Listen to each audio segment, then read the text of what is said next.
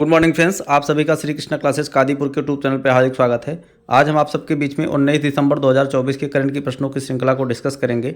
चलिए शुरू करते हैं। सबसे पहले कल के प्रश्नों का रिवीजन करेंगे, उसके बाद आज के प्रश्नों की श्रृंखला को डिस्कस करेंगे।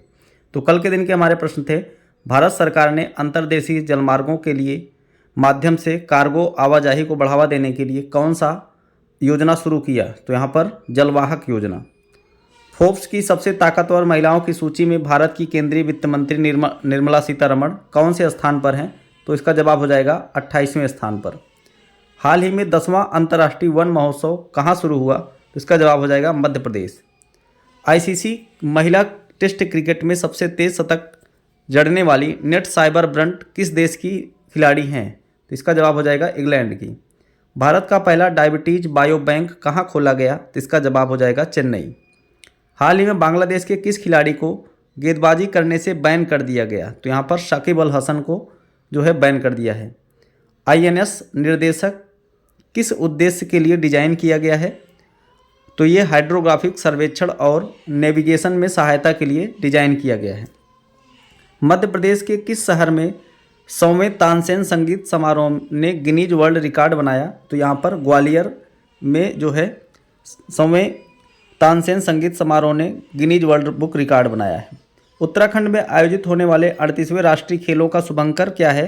तो इसका जवाब हो जाएगा मौली।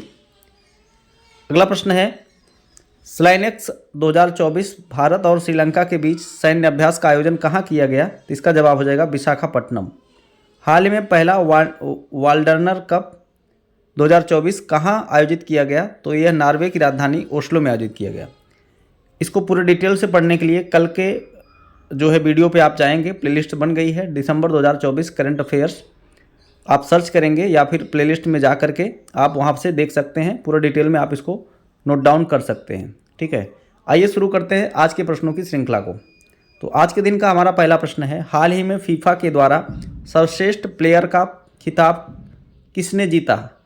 तो यहाँ पर सर्वश्रेष्ठ प्लेयर जो पुरुष श्रेणी में दिया गया वो यहाँ पर दिया गया है विनीसियस जूनियर को। ठीक है, विनीसियस जूनियर, ये आप इमेज में देख सकते हैं, इनको दिया गया है सर्वश्रेष्ठ पुरुष प्लेयर ऑफ द का अवार्ड। ठीक है, तो FIFA the best football award 2024 का आयोजन 17 दिसंबर को कतर की राजधानी दोहा में आयोजित किया गया। इसमें विजेता रहे विनीसियस जूनियर, जिन्होंने 48 अंक हासिल किए थे। ये ब्राज़ील के रहने वाले हैं। दूसरा स्थान रोड्री को दिया गया, ये 43 अंक के साथ दूसरे नंबर पर रहे और ये स्पेन के रहने वाले हैं। तीसरा स्थान जूड बिलिंघम को दिया गया, जो 37 अंक प्राप्त करके तीसरे स्थान पर रहे थे और ये इंग्लैंड के खिलाड़ी हैं।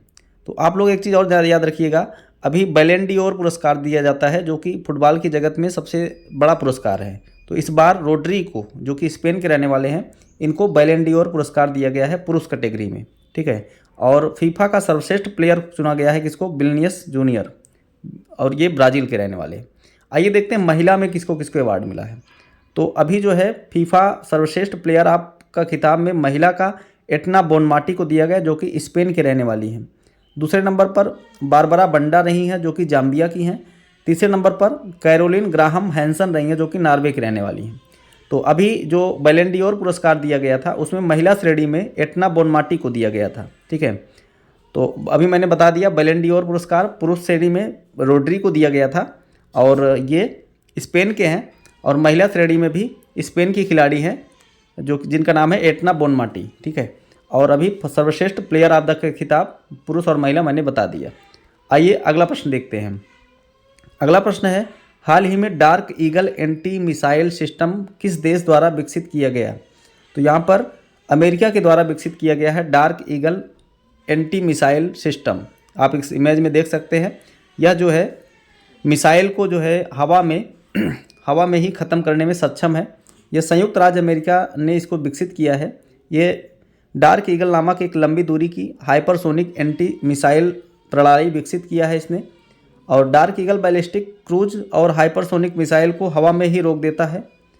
इसका परिचालन रेंज 2775 किलोमीटर से अधिक है, जिससे दुश्मन के क्षेत्र में गहरी हमले किए जा सकते हैं। इसका उद्देश्य रूस के यस-300 V4 और S-400 और S-500 जैसे उन्नत वायु रक्षा प्रणालियों का मुकाबला करना है। ठीक है, तो इसको अमेरिका ने विकसित किया है। तो राजधानी इसकी होती है वाशिंगटन DC, मुद्रा यहाँ की अमेरिकन डॉलर, राष्ट्रपति हैं डोनाल्ड ट्रंप। करंट अफेयर की बात की जाए, जो फोर्स वर्ल्ड बिलियनर्स लिस्ट 2024 जारी किया गया था, उसमें अमेरिका में सबसे ज़्यादा अरबपति हैं, 813 अरबपति हैं। विश्व आर्थिक मंच द्वारा जारी यात्रा और पर्यटन सूचकांक 2024 में अमेरिका शीर्ष पर रहा है। 119 देशों की यह सूची जारी की गई थी, जिसमें भारत 39 नंबर पर है। विनय क्वात्रा को अमेरिका में भारत का राजदूत बनाया गया है। भारत और अमेरिका की स्पेशल फोर्सेज ने तरकश नामक अभ्यास किया कोलकाता में। अमेरिका में ह्यूस्टन के निकट भगवान हनुमान की 90 फीट ऊंची कांस्य की प्रतिमा का अनावरण किया गया है। ये सभी चीज़ें आपको याद रखनी है अमेरिका से संबंधित। तो अब डार्क ईगल नामक एंटी मिसाइल का परीक्षण किया है अमेरिका ने। हाल ही में अंतर्राष्ट्रीय प्रवासी दिवस कब मनाया गया? तो यहाँ पर सही जवाब हो जाएगा 18 दिसंबर को मनाया गया अंतर्राष्ट्रीय प्रवासी दिवस। भारतीय प्रवासी दिवस मनाया जाता है 9 जनवरी को, और अंतर्राष्ट्रीय प्रवासी दिवस मनाया जाता है 18 दिसंबर को। हर वर्ष 18 दिसंबर को दुनिया में अंतर्राष्ट्रीय प्रवासी दिवस मनाया जाता है। इस बार का विषय है प्रवासियों के योगदान का सम्मान करना और उनके अधिकारों का सम्मान करना। ठीक है, इसको आप लोग ध्यान दीजिए। इंटरनेशनल माइग्रेट्स डे, जो कि 18 दिसंबर को मनाया जाता है। आइए देखते हैं दिसंबर माह के प्रमुख दिवस को। 1 दिसंबर को मनाया गया विश्व एड्स दिवस। 2 दिसंबर को राष्ट्रीय प्रदूषण नियंत्रण दिवस, विश्व कंप्यूटर साक्षरता दिवस, अंतर्राष्ट्रीय गुलामी उन्मूलन दिवस। 3 दिसंबर को विश्व दिव्यांग दिवस। 4 दिसंबर को भारतीय नौसेना दिवस, विश्व वन्यजीव संरक्षण दिवस, अंतर्राष्ट्रीय चीता दिवस और अंतर्राष्ट्रीय बैंक दिवस। 5 दिसंबर को अंतर्राष्ट्रीय स्वयंसेवक दिवस। 5 दिसंबर को ही मनाया जाता है विश्व मृदा दिवस। 6 दिसंबर को होमगार्ड और नागरिक सुरक्षा स्थापना दिवस। 7 दिसंबर भारतीय सशस्त्र सेना झंडा दिवस। 7 दिसंबर अंतर्राष्ट्रीय नागरिक विमानन दिवस। 8 दिसंबर बोधि दिवस। 9 दिसंबर अंतर्राष्ट्रीय भ्रष्टाचार विरोधी दिवस। 10 दिसंबर अंतर्राष्ट्रीय मानवाधिकार दिवस। 11 दिसंबर अंतर्राष्ट्रीय पर्वत दिवस। 12 दिसंबर सार्वभौमिक स्वास्थ्य कवरेज दिवस। 14 दिसंबर राष्ट्रीय ऊर्जा संरक्षण दिवस और 16 दिसंबर को मनाया गया विजय दिवस के रूप में। ठीक है, इसको आप लोग ध्यान में रखिए। अगला प्रश्न है, हाल ही में दुनिया में स्मार्टफोन का तीसरा सबसे बड़ा निर्यातक देश कौन सा बना है? तो अपना भारत यहाँ पर तीसरे स्थान पर आ गया है। पहले स्थान पर चाइना है, दूसरे पर वियतनाम है, तीसरे पे भारत आ गया है। तो यहाँ पर स्मार्टफोन का दुनिया का सबसे बड़ा बाजार बन गया है चाइना, और तीसरे नंबर पर आ गया है भारत निर्यातक देश में। ठीक है, स्मार्टफोन के निर्यातक देश में की बात हो रही है यहाँ पर। भारत दुनिया का स्मार्टफोन का तीसरा सबसे बड़ा निर्यातक देश बन गया है। 2019 में इसका स्थान था 23वां। तो समझ लीजिए कितनी बड़ी उछाल यहाँ पर प्राप्त किया है। तो 23वें स्थान पर था 2019 में, वर्तमान में आ गया है तीसरे स्थान पर। अगला प्रश्न देखते हैं, हाल ही में गुजरात के पहले सेमीकंडक्टर असेंबली प्लांट का उद्घाटन कहाँ किया गया? इसका जवाब हो जाएगा सूरत में। तो गुजरात के सूरत में सेमीकंडक्टर असेंबली प्लांट का उद्घाटन किया गया, जो कि हमारे देश के जो केंद्रीय मंत्री जल विद्युत एवं परिवहन मंत्री हैं, ये CR पाटिल, इनके द्वारा रविवार को इसका उद्घाटन किया गया। यह 840 करोड़ रुपए के निवेश से स्थापित किया गया प्लांट है। प्रतिदिन 3 लाख सेमीकंडक्टर चिप यहाँ से उत्पादित होंगे।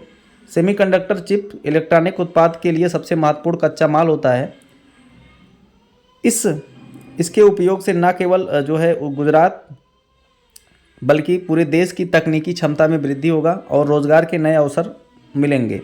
यह प्लांट भारत को आत्मनिर्भर बनाने की दिशा में एक बड़ा कदम है। ठीक है, आत्मनिर्भर बनाने की दिशा में एक बड़ा कदम है सेमीकंडक्टर प्लांट। तो अगला प्रश्न आइए गुजरात के बारे में कुछ जानते हैं फैक्ट के। गुजरात की राजधानी होती है गांधीनगर। यहाँ के मुख्यमंत्री हैं भूपेंद्र भाई पटेल और यहाँ के राज्यपाल हैं आचार्य देवव्रत। नेशनल पार्क की बात की जाए तो गिर राष्ट्रीय उद्यान, वंसदा राष्ट्रीय उद्यान, मरीन राष्ट्रीय उद्यान, वेलावदार राष्ट्रीय उद्यान। लोक नृत्य है यहाँ का गरबा। करंट अफेयर की बात की जाए तो प्रधानमंत्री नरेंद्र मोदी ने सूरत में जल संचय जल भागीदारी कार्यक्रम शुरू किया था। और केंद्रीय मंत्रिमंडल ने गुजरात के साणंद में एक नए सेमीकंडक्टर संयंत्र का उद्घाटन किया। हाल ही में केंद्रीय पर्यावरण मंत्रालय ने स्वच्छ वायु सर्वेक्षण 2024 में सूरत शहर को शीर्ष पर रखा। गरबा को यूनेस्को विरासत सूची में शामिल किया गया है। वर्धा वन्यजीव अभ्यारण्य एशियाई शेरों का दूसरा आवास बन गया है। हस्तशिल्प घरसोला को भौगोलिक संकेत यानी GI टैग मिला है। यूएस की chip company micro semiconductor assembly Gujarat में स्थापित करेगी। तो इसको ये सभी आपको याद रखना है गुजरात से। अगला प्रश्न देखते हैं। अगला प्रश्न है, हाल ही में किसने जमशेदजी टाटा पुरस्कार जीता? तो यहाँ पर किरण मजूमदार शाह ने जीत लिया है जमशेदजी टाटा पुरस्कार। तो बायोकॉम की अध्यक्ष किरण मजूमदार शाह ने को भारत में बायो साइंस क्षेत्र में असाधारण योगदान के लिए इंडियन सोसाइटी फॉर क्वालिटी द्वारा प्रतिष्ठित जमशेदजी टाटा पुरस्कार से सम्मानित किया गया है। यह पुरस्कार इंडियन सोसाइटी फॉर क्वालिटी के वार्षिक सम्मेलन 2024 में दिया गया। जमशेदजी टाटा पुरस्कार 2004 में टाटा ग्रुप के संस्थापक जमशेदजी टाटा के नाम पर स्थापित किया गया था। पहली बार यह बेड़ू श्रीनिवास को दिया गया था, जो टीवीएस के अध्यक्ष थे। टीवीएस जो मोटर बाइक होती है उसके अध्यक्ष थे बेड़ू श्रीनिवासन। इनको पहली बार दिया गया था। किसके द्वारा दिया जाता है? इंडियन सोसाइटी फॉर क्वालिटी द्वारा, ठीक है। और यह 2004 में स्थापित हुआ था। इस बार दिया गया है किरण मजूमदार शाह, जो कि बायोकॉम की अध्यक्ष हैं। बायोकॉम की स्थापना हुई थी 1978 में। इसका मुख्यालय है बेंगलुरु में। अभी आप लोगों ने कल पढ़ा होगा कि फोर्ब्स के द्वारा जारी जो सबसे शक्तिशाली महिलाओं की सूची जारी की गई थी, उसमें निर्मला सीतारमण 28वें नंबर पर थी। किरण मजूमदार शाह ये जो है तीसरे नंबर पर थी भारतीयों में, और रोशनी नादर जो है दूसरे नंबर पर थी, ठीक है। इसको आप लोग ध्यान में रखिए। अगला प्रश्न देखते हैं। अगला प्रश्न है, हाल ही में किस भारतीय शहर ने 1 जनवरी 2025 से भिखारी को भिक्षा या पैसा देना अपराध बना दिया? तो यहाँ पर सही जवाब हो जाएगा इंदौर।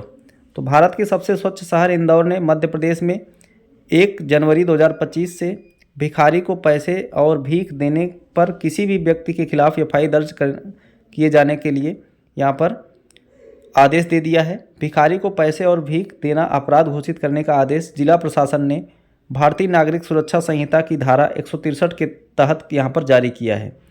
केंद्रीय सामाजिक न्याय एवं अधिकारिता मंत्रालय ने भारत के 10 शहरों में भिक्षावृत्ति से लिप्त व्यक्तियों के व्यापक पुनर्वास नामक एक पायलट प्रोजेक्ट की शुरुआत की है, जिसमें दिल्ली, बेंगलुरु, चेन्नई, हैदराबाद, इंदौर, लखनऊ, मुंबई, नागपुर, पटना और अहमदाबाद शामिल है। इस अभियान का नाम है भिक्षावृत्ति मुक्त भारत अभियान। इसका लक्ष्य है कि 2026 तक हमको 30 शहरों को भिखारी मुक्त बनाना है, ठीक है। तो इसी परियोजना के तहत अभी इंदौर ने पहला जो है इसको जो है अपराध बना दिया है, भिखारी को पैसा और भिक्षा देना। तो 1 जनवरी 2025 से यह लागू हो जाएगा इंदौर में। भारत की सबसे स्वच्छ सिटी है। आइए जानते हैं यहाँ पर अगला प्रश्न है, हाल ही में किसने मिस इंडिया यूएसए 2024 का खिताब जीत लिया? तो यहाँ पर कैटलिन सेंड्रा नील यहाँ पर जीत ली हैं मिस इंडिया यूएसए 2024 का खिताब। तो चेन्नई में इनका जन्म हुआ था। ये भारतीय अमेरिकी कैटलिन सेंड्रा है इनका नाम है, और ये मिस इंडिया 2024 यूएसए 2024 का खिताब जीत लिया है। इस प्रतियोगिता का आयोजन न्यू जर्सी में किया गया, जिसमें संस्कृति शर्मा ने मिसेज इंडिया यूएसए का खिताब जीता। वे वाशिंगटन और वहीं पर वाशिंगटन की अर्शिता कठपालिया ने मिस इंडिया यूएसए यहाँ पर जीत लिया है, ठीक है। तो यहाँ पर मिस इंडिया यूएसए जीती हैं कैटलिन सेंड्रा नील, और मिसेज इंडिया जीती हैं यूएसए यहाँ पर संस्कृति शर्मा, और मिस टीन इंडिया जीती हैं अर्शिता कठपालिया। इन दोनों का नाम याद रखिएगा, miss teen India Arshita Kathpalia, Mrs India USA Sanskriti Sharma, और मिस इंडिया जीती है कैटलिन सेंड्रा नील, ठीक है। आइए जानते हैं इस बार जो है जो भी यहाँ पर ब्यूटी से संबंधित खिताब मिले हैं, जैसे कि मिस वर्ल्ड 2024 जिसका 71वां संस्करण मुंबई में आयोजित किया गया था। इसमें क्रिस्टिना पेचकोवा जीती हैं मिस वर्ल्ड का खिताब, जो कि चेक रिपब्लिक की रहने वाली है। मिस यूनिवर्स 2023 सेनिस प्लासियो जीती थी, जो कि निकारागुआ की रहने वाली हैं। Miss universe 2024 Victoria Kjaer Theilvig, जो कि डेनमार्क की रहने वाली हैं। Miss India worldwide Dhruvi Patel. Miss universe India 2024 Rhea Singha. Miss India 2024 Nikita Porwal. Miss AI 2024 Kenza Layli. Miss grand international 2024 Rachel Gupta ये जीती हैं, ठीक है। इसको आप लोग ध्यान में रखिए। अगला प्रश्न देखते हैं, हाल ही में भारत का पहला स्वदेशी कीटनाशक विरोधी बॉडी सूट लॉन्च किया गया, उसका नाम बताइए। तो इसका नाम है किसान कवच। इसको अभी केंद्रीय मंत्री जो है जितेंद्र सिंह ने इसको लॉन्च किया है, स्वदेशी कीटनाशक विरोधी बॉडी सूट, जिसका नाम है किसान कवच। आप एक देख सकते हैं इमेज में, इसको पहन करके जो है किसान कीटनाशक वगैरह अपने खेत में छिड़काव कर सकता है। इसका नाम है किसान कवच। अगला प्रश्न देखते हैं। अगला प्रश्न है, हाल ही में तुलसी गौड़ा का निधन हो गया, वे क्या थी? तो ये एक पर्यावरणविद थी तुलसी गौड़ा। इनको प्यार से वृक्ष देवी के नाम से जाना जाता था। इन्होंने अपने पूरे जीवन काल को जो है वनीकरण और पारिस्थितिकी संरक्षण को समर्पित कर दिया था। उन्होंने अपने पूरे जीवन काल में 1 लाख से अधिक पेड़ लगाने का प्रयास किया और 2021 में इन्हें पद्म श्री अवार्ड से सम्मानित किया गया था। तो तुलसी गौड़ा, इनका अभी निधन हो गया। ठीक है, अभी जोधैया अम्मा का भी निधन हो गया। आप लोग कमेंट बॉक्स में बताएंगे उनका संबंध किस चित्रकला से था। ठीक है, और कहाँ की रहने वाली थी जोधैया अम्मा, इसको भी आप लोग कमेंट बॉक्स में बताएंगे। वो भी पद्मश्री से सम्मानित थी। तो ये अगला प्रश्न देखते हैं। हाल ही में उबर ने कहाँ पर महिलाओं के लिए मोटो वुमेन बाइक टैक्सी शुरू की? तो इसका जवाब हो जाएगा बेंगलुरु में। तो शहरी गतिशीलता और सुरक्षा समावेशिता को बढ़ाने के लिए उबर ने बेंगलुरु में मोटो वुमेन नामक एक पायलट कार्यक्रम शुरू किया। यह सेवा विशेष रूप से महिला सवारी और ड्राइवर के लिए डिज़ाइन किया गया है। तो आप लोग शहरों में जाते होंगे एग्ज़ाम वगैरह देने, तो वहाँ पर उबर बाइक आप करके अपने सेंटर पे पहुँच जाते होंगे अगर इमरजेंसी में आपको जाना हुआ तो। उसी प्रकार से महिलाओं के द्वारा संचालित उबर टैक्सी जो है, उबर बाइक टैक्सी शुरू की जाएगी, जिसका नाम है मोटो वुमेन। ठीक है, आप इमेज में देख सकते हैं। इसमें सिर्फ और विशेष रूप से महिलाओं को जो है सवारी उपलब्ध कराने के लिए शुरू किया है उबर ने। ठीक है, ये आपका जो है करंट की प्रश्नों की श्रृंखला समाप्त होती है। वीडियो कैसा लगा आप लोग कमेंट बॉक्स में जरूर बताएंगे। चैनल पर नए हैं तो चैनल को सब्सक्राइब करें। वीडियो पसंद आए तो लाइक करिए, ज़्यादा से ज़्यादा लोगों के पास शेयर करिए। मिलते हैं नेक्स्ट वीडियो में। धन्यवाद।